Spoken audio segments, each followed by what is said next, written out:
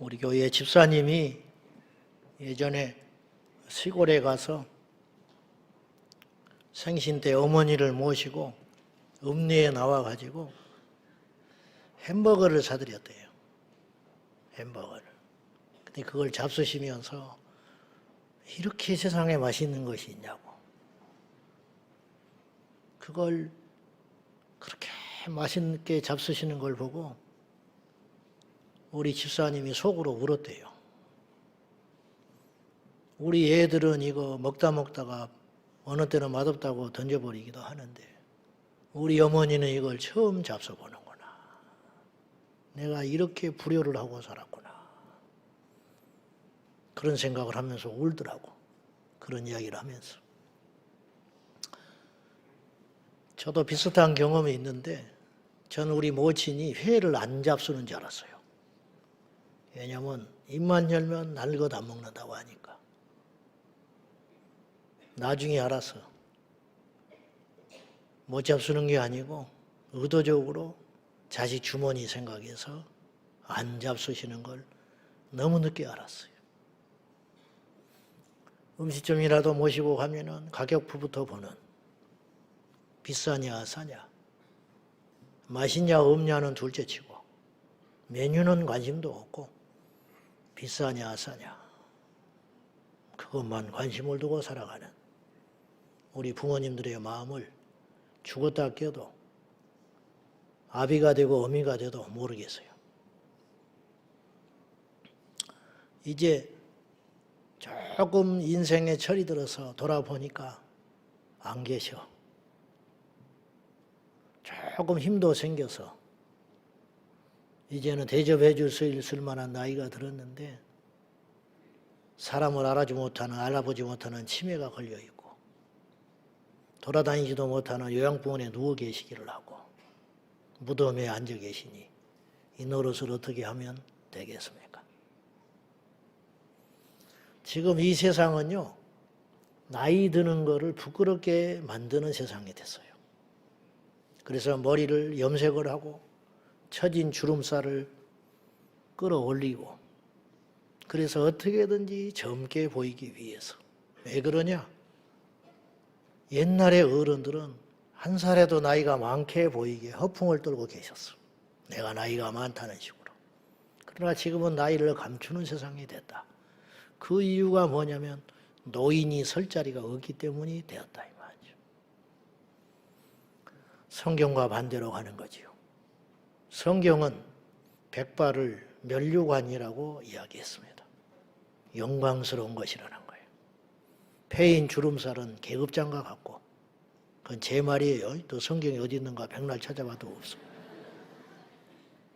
백발은 면류관이다. 부끄럽게. 면류관을 누가 감춥니까? 알아주기를 원하고 박수받기를 원하고 영광스럽게 쓰고 다니는 거죠. 우리 제자광성교회 어르신들 절대로 부끄럽게 생각하지 마십시오. 사람은 다 늙고 다 죽는 것입니다. 절대로 그런 생각하지 마시고 감추지 마시고 당당하게 어깨 펴시고 교회에 오셔서 큰소리 치시고 교회에 오셔서 한 자리씩 턱턱 앉아 계시고 말 안 듣고 건방지고 싸가지 없는 것들 만나면은 혼내시고 저한테 일르십시오. 그런 사람은 우리 교회에 다닐 자격 없습니다. 아무쪼록 말만 번지르르한 것이 아니라 부모를 공경하라고 하신 것은 부모를 위해서 공경하라 한 게 아니에요. 성경은. 네 부모를 공경하라. 그리하면 내가 너에게 준 땅에서 네 생명이 길리라. 부모에게 하는 걸 보고 내가 복을 줄란다. 그러니 부모는 우리가 상 받을 수 있는 상급이요 대상이 되는 것이죠. 이 원리를 잘 깨달아서 우리가 우리 자신들을 위해서 부모에게 효를 더하는 우리 제자광성교회 지체들이 꼭 되시기를 바랍니다. 시간이 흐르면 필연코 두 가지 현상이 일어나요. 하나는 더 좋아지든지 나빠지든지 이걸 조금 고상한 말로 성숙해지든지 변질되든지 둘 중에 하나라. 인생도 그렇고 기업도 그렇고 어떤 집단도 다 마찬가지. 그건 속일 수 없어요. 교회도 예일 수 없어요. 교회도 시간이 흐르면 더 성숙해지고 더 좋은 교회가 되든지 아니면 처음에 그 마음을 잃어버리고 변질된지도 모른 채 그 안에서 변질된 차로 살아갈 수도 있다라는 거예요. 세상은 교회에 요구합니다. 자신들은 정직하지 않더라도 교회는 정직해야 한다고 요구해요. 자신들은 세상과 뒤섞여서 욕심을 내고 음행을 저지르고 살아갈지 모르나 교회만큼은 깨끗하라고 요구합니다. 이것이 교회가 가진 숙명입니다. 교회를 다니고 있는 저와 여러분이 겪어야 할 숙명인 것이에요. 이 숙명을 벗어던져 버리면 교회 일수가 없는 것이지요. 자신들은 악해지고 변질되더라도 교회만큼은 순수해라. 교회만큼은 깨끗해라. 교회만큼은 변하지 말아라. 이렇게 요구하는 것입니다. 빛과 소금은 변하지 않는 것입니다. 그래서 어둠을 이기고 세상에 더러워진 부정과 부패를 이기는 것입니다. 여러분, 빛이 변하겠습니까? 태양이 변하며 소금이 그 맛을 변할 수가 있겠습니까? 우리 주님께서 요구하신 것 같이 세상도 우리 교회를 향하여 빛이 되라, 소금이 되라 요구하고 있는 것입니다. 그러면 어떻게 하면 그 교회의 본질을 지켜갈 수가 있느냐? 지난 주간에 우리는 교회가 그리스도가 사라지게 되면, 교회에서 그리스도께서 떠나버리게 되면 그 교회는 망하는 것이 아니라 어떤 다른 대체물이 그 자리를 차지해서 눈치채지도 못한 채 교회의 주인 노릇을 하면서 끌어간다는 거죠. 이건 너무너무 위험하다 그랬어요. 왜냐? 눈치도 못 챈 채 멸망길로 갈 것이기 때문에 그렇습니다. 그래서 우리가 그 문제의식을 가져야 한다 했고, 오늘은 정반대로 그렇다면 그리스도가 계신 교회는 어떤 교회의 모습인가? 다시 말해서 더 나아가서 그리스도가 계신 교회가 있고 그리스도만 계신 교회가 있다. 우리가 원하는 것은 그리스도만 계시는 교회가 되는 거예요. 초대교회는 그리스도만 계셨어요. 그래서 초대교회는 예수님이 빠져버리면 망해버렸을 거라고 어떤 사람이 이 진단을 내렸어요. 맞는 말이에요. 제 말을 잘 들어보십시오. 얼마나 정확히 맞는 말인지.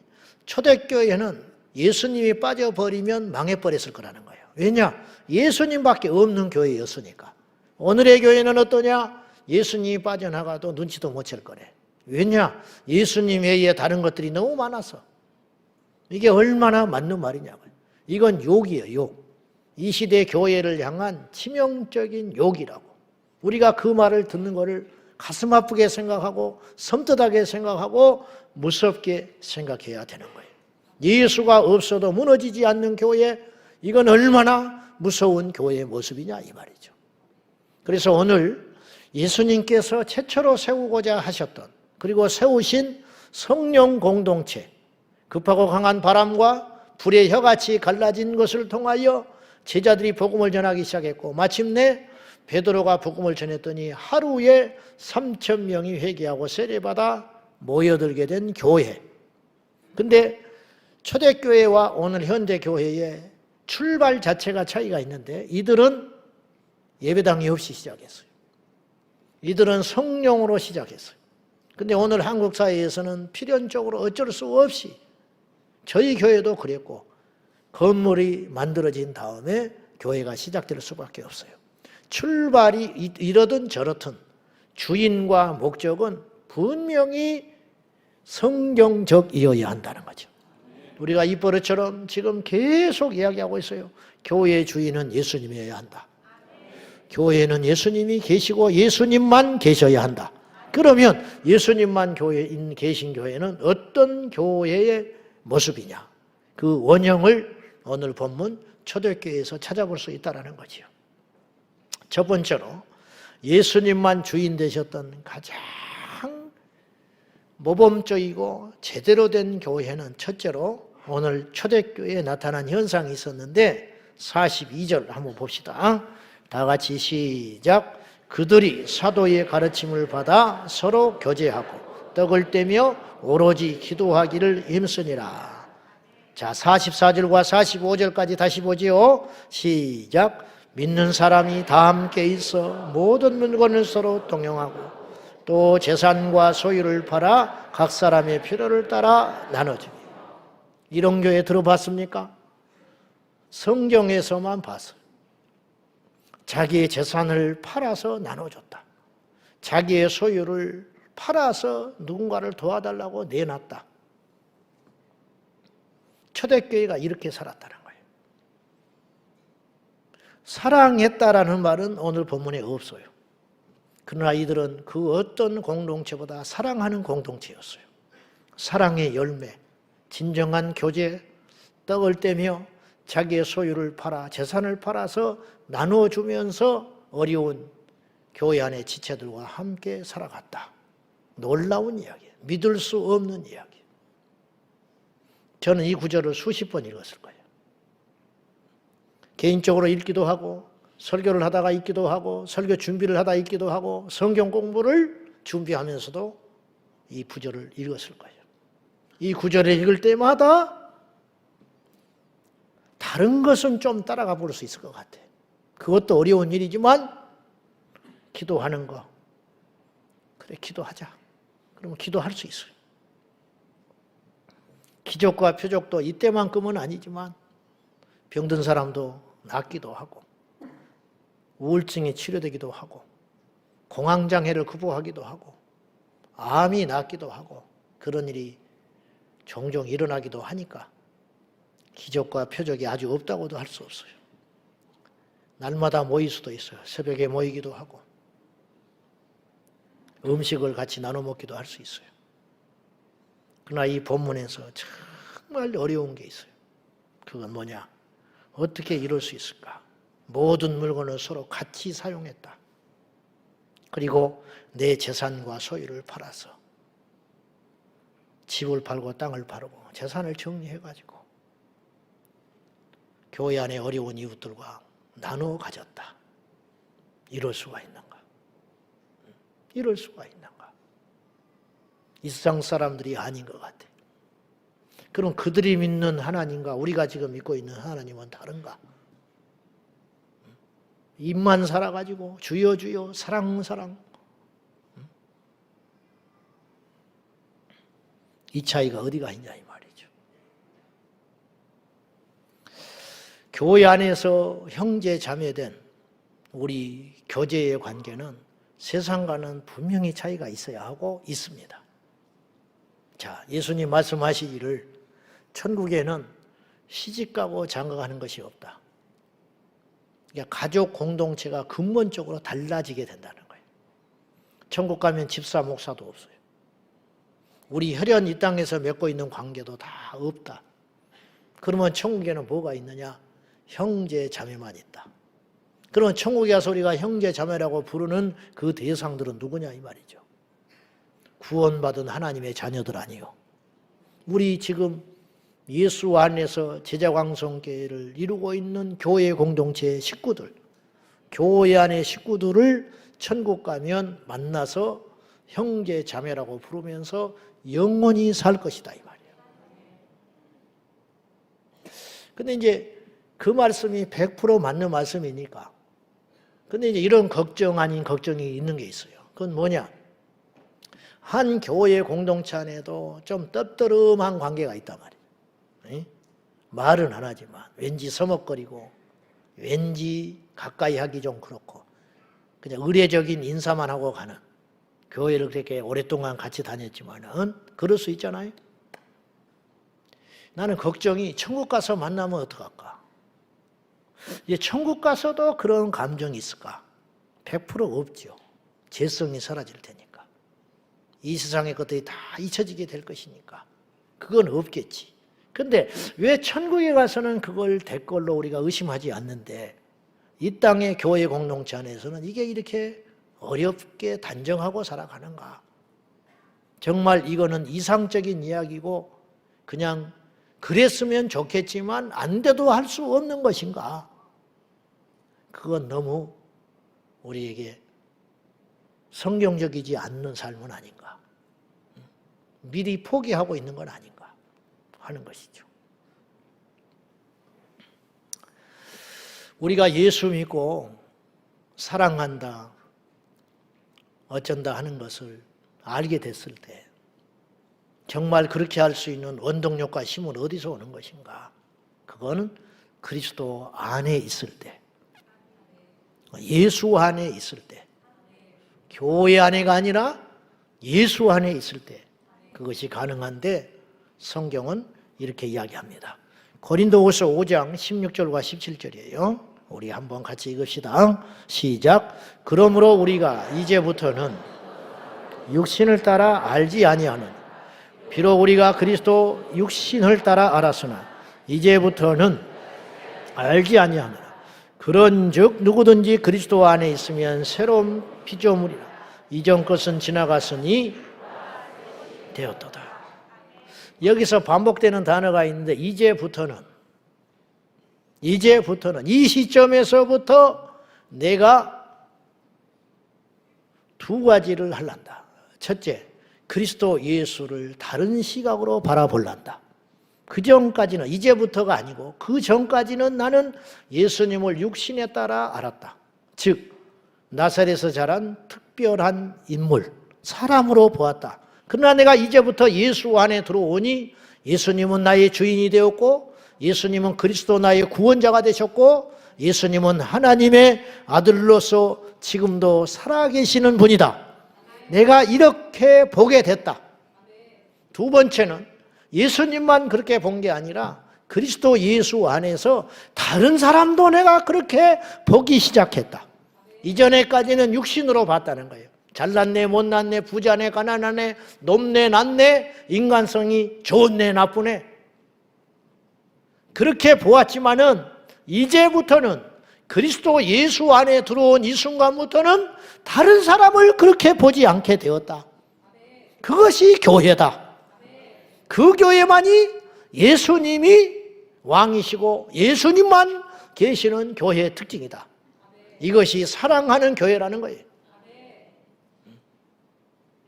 우리 교회 안에 차별이 있다면, 우리 교회 안에 기득권이 있다면, 우리 교회 안에 가진 자와 못 가진 자가 있다면 그건 예수님이 통치하는, 예수님이 주인인 교회가 아니다라는 증거예요.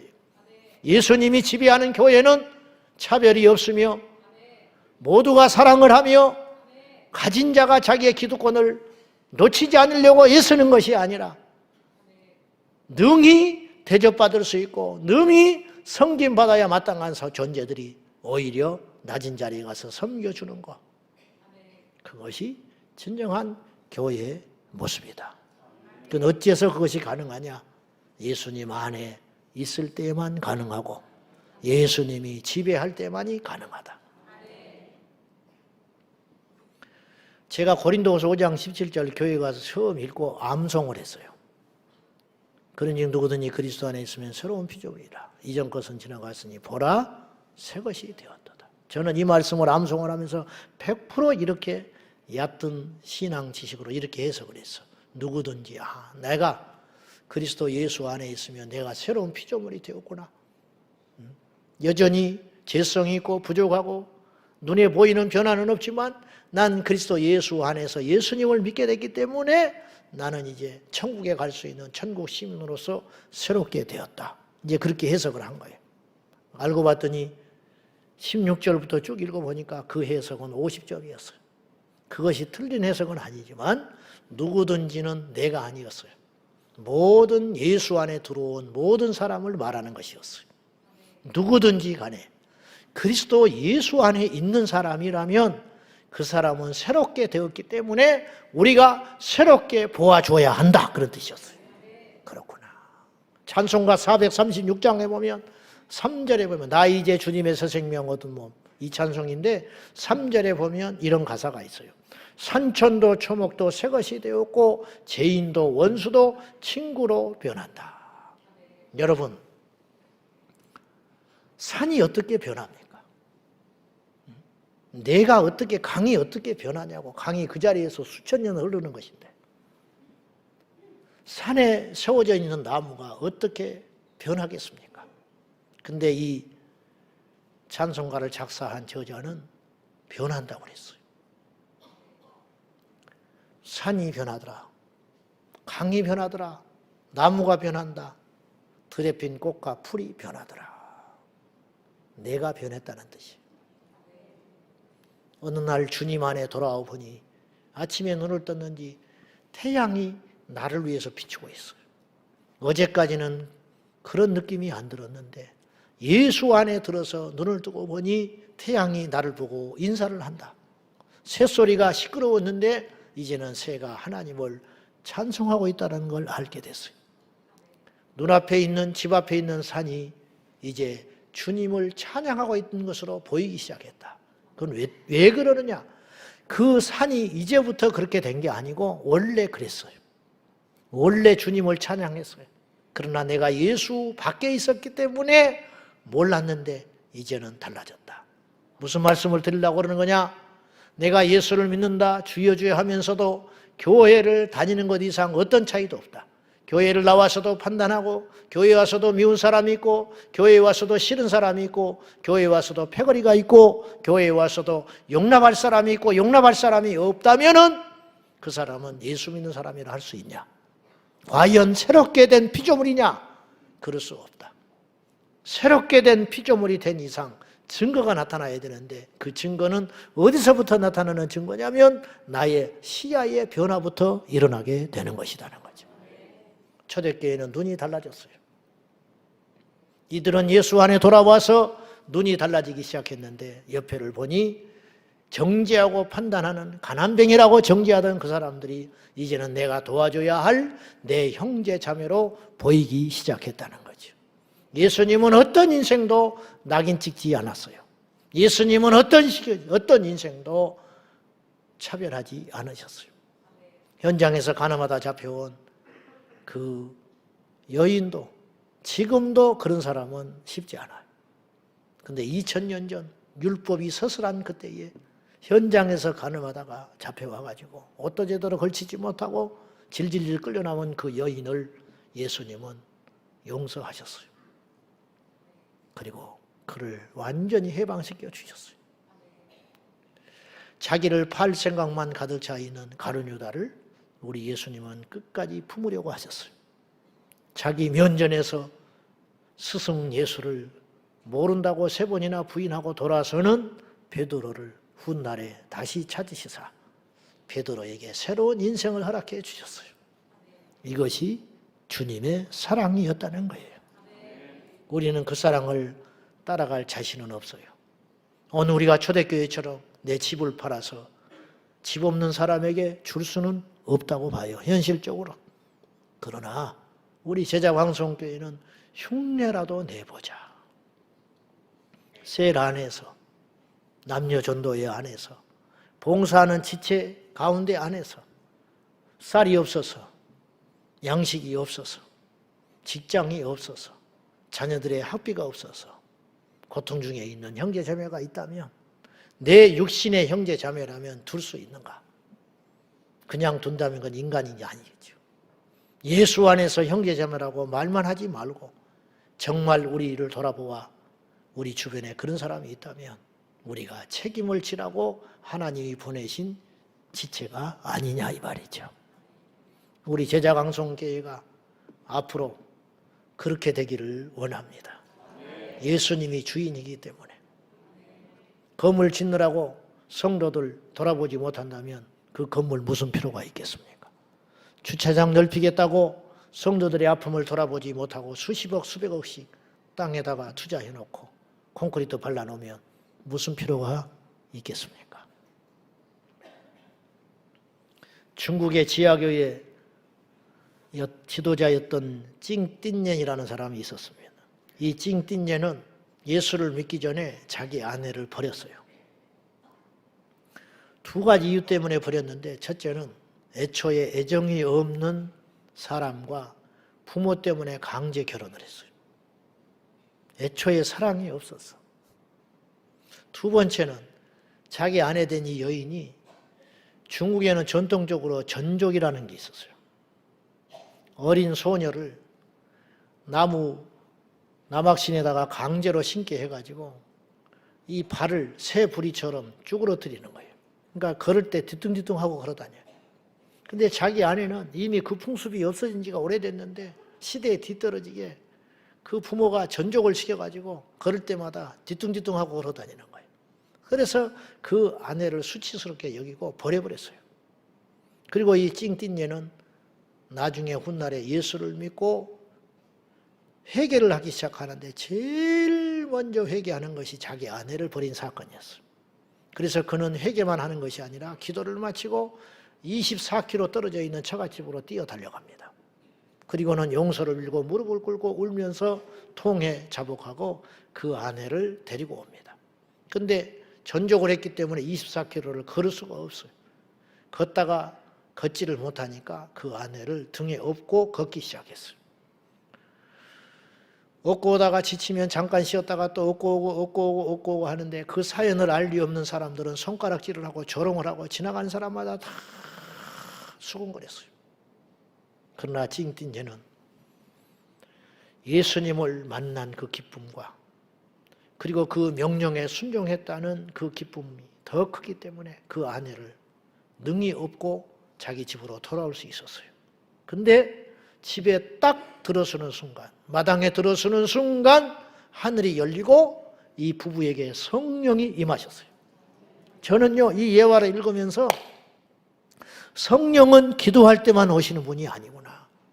성령은 예배당 안에서만 임하시는 분이 아니고 말씀에 순종할 때 임하시는 분이구나. 아무리 다워다워 해도 성령이 오시지 않는 이유는 어디에 있는가? 기도원에 가서 방언받기를 원하고 기도원에 가서 금식을 하고 불받기를 원하는 사람들이 우리나라에는 셀 수도 없이 많으나 과연 무엇이 성령 받는 비결인가? 과연 진정한 예수님이 주인 되는 교회의 모습은 어떤 특징이 있는 것인가? 제자 훈련한다고 제자가 되냐? 성경에 대한 지식을 들고 판다고 제자가 되겠느냐? 성경은 말씀을 많이 한다고 제자라고 말하지 않으셨고 기도를 많이 한다고 제자라고 말하지 않으셨어요. 물론 말씀과 기도는 너무 중요한 것이지만 제자가 되는 가장 중요한 조건 증거는 이것이라고 예수님이 친히 말씀했으니 너희가 서로 사랑하라. 너희가 서로 사랑하면 이로써 모든 사람이 너희가 내 제자인 줄 알리라.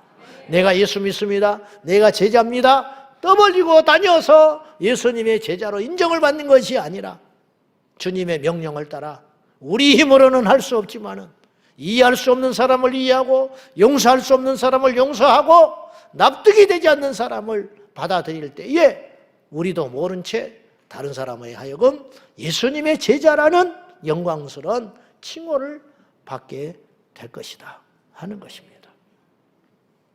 다시 말씀드리지만 우리는 오늘 본문의 내용처럼 살아보기가 버겁지만은 우리가 흉내라도 내보자 이 말이에요.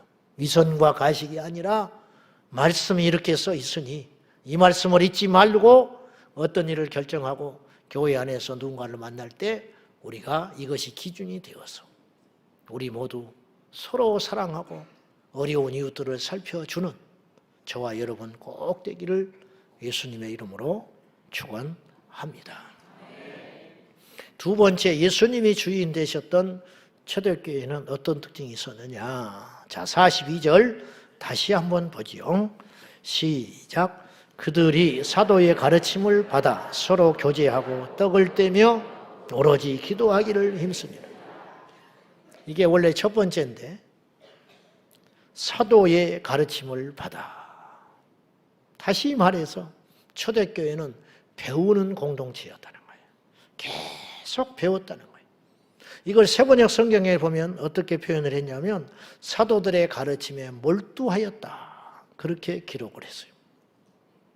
이들이 사도들로 하여금 구체적으로 3,000명의 제자들이 무엇을 배웠는지는 시시콜콜 나와 있지 않아요. 그러나 42절부터 그 배움이 첫 번째로 있었고 사도들로부터 배운 결과로 다음과 같은 일들이 일어나기 시작했다는 거예요. 서로 사랑하기 시작했고 떡을 떼기 시작했고 부지런히 모였고 기도하였고 하나님을 찬송하였고 이런 모습들이 나타났다는 것은 사도들이 그런 것들을 가르쳤다 그런 뜻이에요.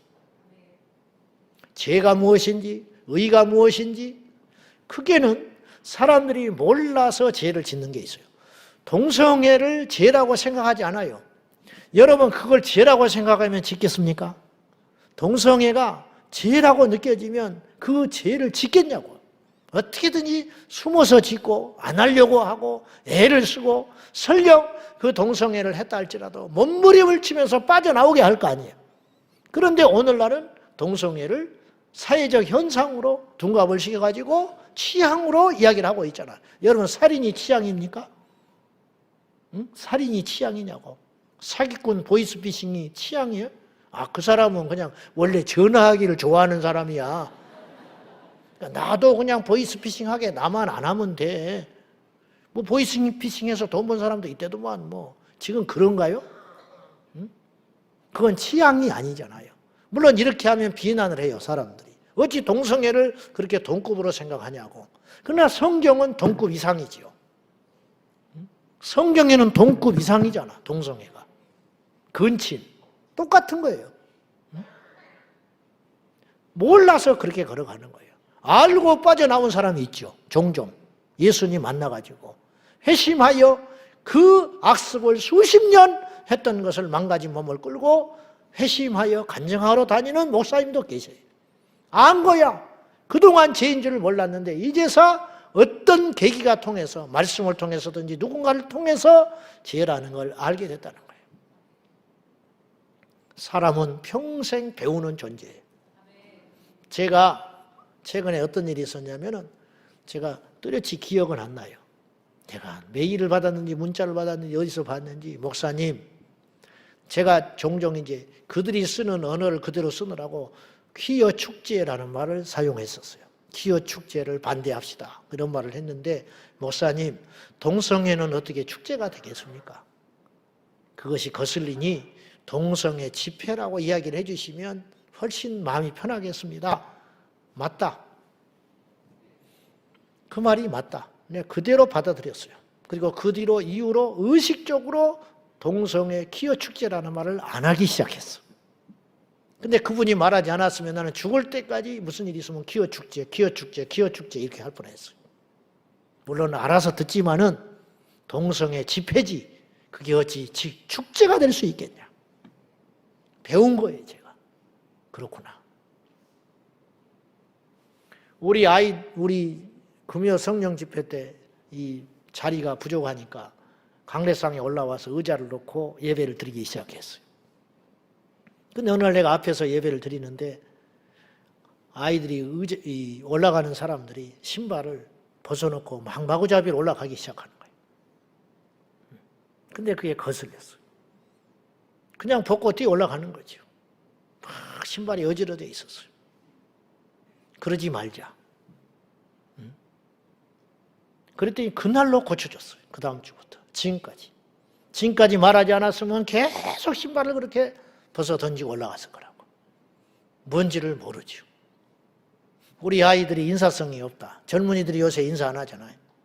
그건 왜 그러냐? 요즘 아이들은 뼈가 굳어버려서 인사를 못 하냐? 누가 인사하다가 벼락 맞아 죽어버렸더냐? 응? 누가 인사하다가 교통사고 나서 죽은 자가 있냐? 그게 아니라 가르치지를 않았어. 우리는요 어른한테 인사 안 하면 혼났어요. 어릴 적에. 누집 자식이냐라고. 누집 자식이냐라고부터 물어봤어. 그러면 그 소리가 그렇게 무서운 소리였어요. 내가 잘못하면 부모가 욕먹는구나. 요새는 그런 거 물어보지도 못하는 세상이 됐지만은 인사를 안 하는 것은 요즘 아이들의 유행이 아니고 가르치지 않아서 인사를 못한다. 모르기 때문에 그것이 잘못이라는 걸 몰라. 그러니까 가르치지 못한 책임이 있는 거지. 사람은 평생 배우는 거예요. 밥 먹는 매너도 말하는 것도 걸음걸이도 다 배우는 거예요. 갈라디아서 6장 3절 말씀 시작. 된 줄로 생각하면 스스로 속습니다. 아직 된 게 아니야. 근데 자기가 된 걸로 착각해. 왜냐? 주변에서 그렇게 말을 해주니까. 왜냐? 그 일을 잘하고 있으니까. 왜냐? 나이가 들고 연륜이 있으니까 나는 그거에 대해서는 잘 알고 전문가를 자처하고 더 이상 배울 것이 없다라고 생각하는 순간 세상에 어리석은 바보가 되는 거다. 스스로 속이고 있는 거다. 안 됐잖아요, 아직. 열매가 안 맺혔어. 근데 열매가 맺은 걸로 생각해. 그런 착각, 그건 자기에게 치명적인 큰 인생의 손실로 온다는 거예요. 마귀는 우리를 부추깁니다. 이만하면 됐다. 너 말고 누가 하겠냐? 네가 최고다. 이게 마귀가 부추기는 소리. 그걸로 인하여 그때부터 우리는 남을 판단하고 돌아다녀요. 배우려고 하지 않습니다. 고치려고 하지 않습니다. 더 성장하려고 하지 않고 성장판이 딱 닫혀버리는 거예요. 하나님께서 우리에게 우리 육체를 보존하시고자 20세 전후가 되면 성장판을 딱 닫게 되어 있어요. 나는 16세 닫혀버린 사람이에요. 좀 늦게 닫아졌으면 좋을 뻔했는데. 사람 차이가 있지만 성장판이 육체를 성장을 멈추게 한다 이 말이죠. 성장판은 비록 닫혔으나 우리의 신앙의 성장판, 인격의 성장판, 영적 성장판은 죽는 그 순간까지 닫히지 않아서 날마다 성장하고 배우고 자라나되 어디까지 자라나야 되느냐? 예수님만큼 자라나라. 주 예수께만큼 자라나라고 성경은 우리에게 권면하고 있는 것입니다. 돌아가신 부산 수영로교회 정필도 목사님, 제가 세미나를 갔는데 이분이 얼마나 겸손하게 젊은 우리들에게 이렇게 호소하십니다. 수십 년 전이니까 그 당시 설교, 목사님들 설교 듣는 게 쉽지 않았어요. 요새야 뭐 유튜브니 mp3니 다 다운받아서 봤지만 옛날에는 카세트 테이프밖에 없었어요. 그것도 녹음을 해줘서 테이프가 돌아다녀야지 아니면 방법이 없었어요. 이분이 목회의 대가이시고 큰 존경받는 어른이신가? 어른임에도 불구하고 이분이 우리에게 무슨 말을 했냐? 자기는 요새 젊은 목사님들 설교를 테이프가 늘어지도록 듣는다는 거예요. 테이프가 늘어지도록 워크맨에 넣어가지고 밤낮으로 설교를 듣고 요즘 젊은 목사들한테 배울 게 너무 많다는 거예요. 자기는 설교 이렇게 하지 못하는데 요즘 젊은 목사들이 설교를 너무 잘해서 자기가 귀에 염증이 생길 때까지 듣고 계시다는 거예요. 그거 하나가 얼마나 무서운 말입니까? 얼마나 존경스러운 말이에요. 그분은 그렇게 설교 안 해도 돼요.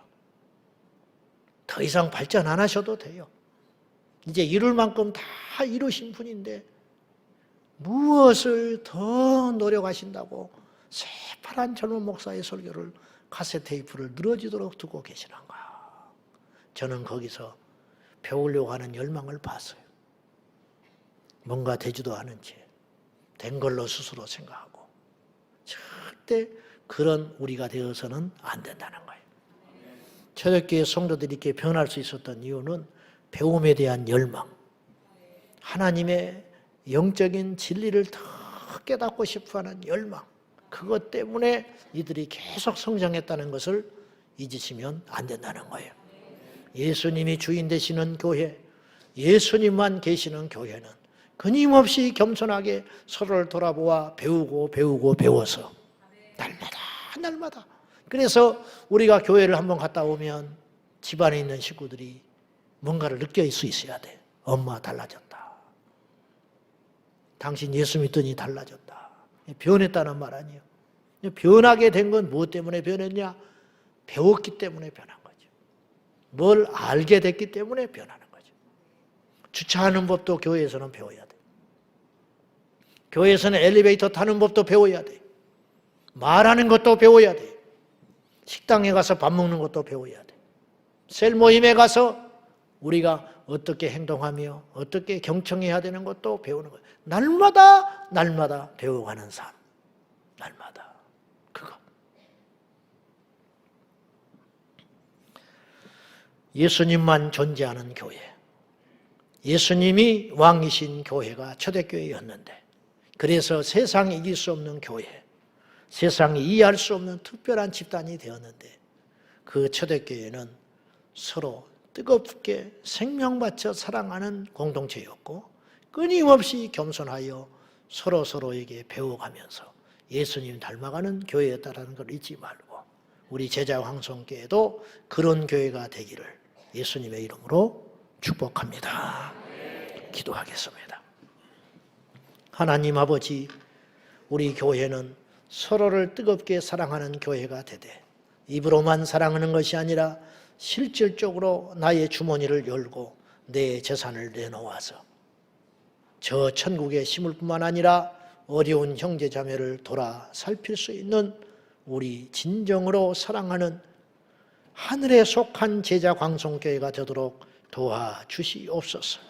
교회는 점점 재정이 늘어나고 부자가 되어가지만 성도들은 가난해지는 그런 교회가 아니라 풍성한 축복을 통하여 서로 섬기고 나누는 아름다운 교회가 되게 하여 주시고 주님을 닮기에 부지런하여 날마다 말씀을 배우고 삶의 습관들을 배워서 우리를 통하여 세상에 있는 사람들이 예수님의 사람인 것을 알아낼 수 있듯까지 주님의 형상이 우리 안에 이루어질 때까지 끊임없이 배우고 자라나는 제자광성교회 온 성도들이 되게 하여 주옵소서. 예수님의 이름으로 간절히 기도하옵나이다. 아멘.